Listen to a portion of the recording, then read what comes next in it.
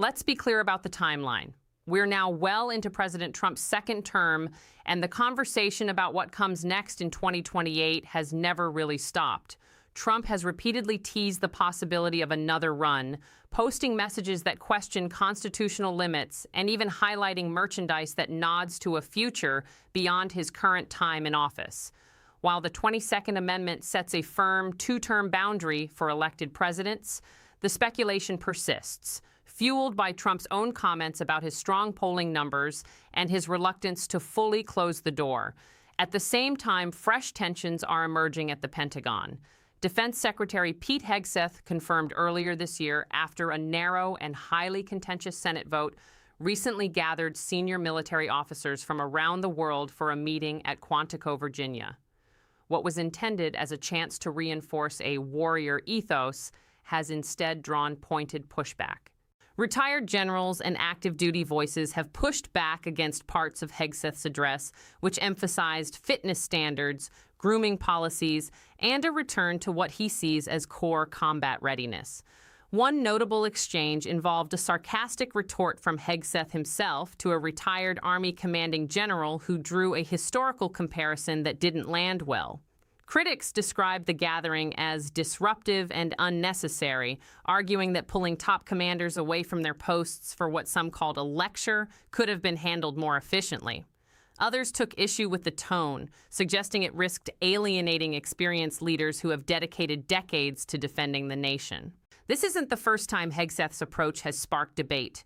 From his confirmation hearings onward, questions have centered on his vision for the military, his past public statements, and how he intends to reshape Pentagon culture.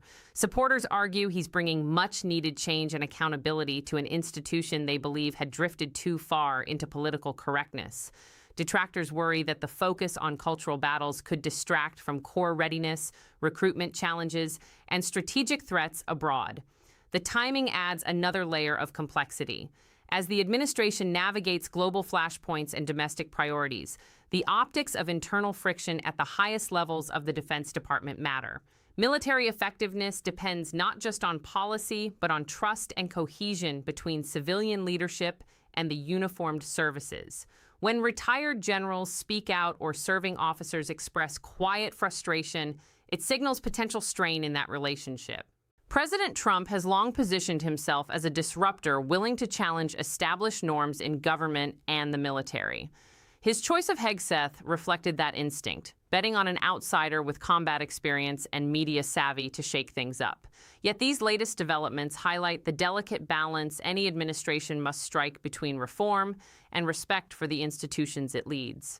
As 2028 looms larger in the political conversation, questions about succession, loyalty, and long-term direction will only grow. Will Trump continue to dominate the Republican landscape from the White House, or will new voices emerge? How will ongoing tensions at the Pentagon affect America's global posture? These are early days in what promises to be a consequential period. The military remains one of the most respected institutions in American life, and its leadership deserves steady, unifying guidance amid complex threats. How this administration manages those internal dynamics will likely shape not only its legacy, but the broader political story heading into the next election cycle. What do you think this means for civilian-military relations and the road to 2028? The conversation is just beginning.